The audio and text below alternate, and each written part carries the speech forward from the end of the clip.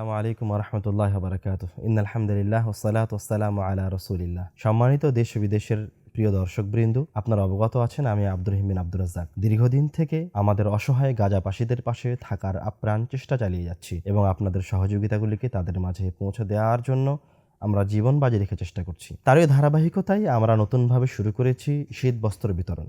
আপনারা অবগত আছেন গাজা অঞ্চল একদম সমুদ্রের তীরবর্তী একটা অঞ্চল, যেখানে শীতের প্রকোপ মানে ঠান্ডা প্রচণ্ড বেশি, ফলত তাদের এখন ওই জায়গায় বসবাস আরও কঠিন হয়ে উঠেছে। যুদ্ধবিরতি হলেও কিন্তু তারা এখন পর্যন্ত তাদের বাসায় ফিরে যেতে পারেনি। কোথায় বাসায় ফিরে যাবে? তাদের তো ঘর বাড়ি নেই। এখন পর্যন্ত তারা ওই সমস্ত তাঁবুগুলির মাঝেই অবস্থান করছে এবং তারা একে হৃদয় বিদারক দিনাতিপাত করছে। কষ্টের মধ্যে দিয়ে তাদের দিনগুলি পার হচ্ছে। এই কষ্টের সময় এবং এই বিশেষ করে ঠান্ডা প্রকোপ এবং শীতের প্রকোপে ছোট ছোট বাচ্চা থেকে নিয়ে শুরু করে অসুস্থ মা বোন ভাই বোনেরা আহতরা খুবই কষ্টের মাঝে দিয়ে দিন পার করছে। আমরা চেষ্টা করছি এই শীতের মাঝে তাদেরকে আমাদের অন্য অন্য সহযোগিতার পাশাপাশি শীত বস্ত্রগুলি পৌঁছে দেওয়ার জন্য, এবং আলহামদুলিল্লাহ আমাদের এই কার্যক্রম শুরু হয়ে গেছে এবং ইনশাআল্লাহ চলমান থাকবে। এবং আপনারা আরো অবগত আছেন, আমি এরই মাঝে একাধিক ফিলিস্তিনিদের বাসায় জিয়ারতে গেছিলাম এবং আলহামদুলিল্লাহ সশরীরে তাদের অবস্থা দেখেছি। তাদের কষ্ট দেখে তাদের অবস্থা অনুযায়ী তাদের হাতে আর্থিক সহযোগিতা তুলে দিয়েছি। পাশাপাশি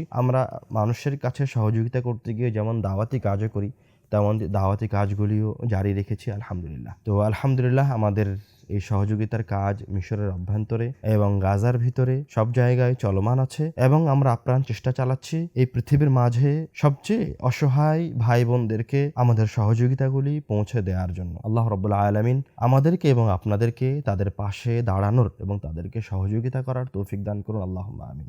প্রিয় দিনী মুসলিম ভাই বোন, আপনাদের উদ্দেশ্যে আমার উদাত্ত আহ্বান, আপনারা আপনাদের স্ব স্থান থেকে যে যতটুকু পারেন, যেভাবে পারেন, যদি আর্থিক সহযোগিতা সম্ভব না হয় অন্তত রব্বুল আলামিনের কাছে দোয়া করে হলেও তাদের পাশে থাকার চেষ্টা করুন। আল্লাহ রব্বুল আলামিন আমাদেরকে সাধ্য অনুযায়ী এই পৃথিবীর মাটিতে সবচেয়ে অসহায়, বাস্তুহারা, কষ্টে থাকা, নির্যাতিত ভাই বোনদের পাশে দাঁড়ানোর তৌফিক দান করুন, আল্লাহুম্মা আমিন।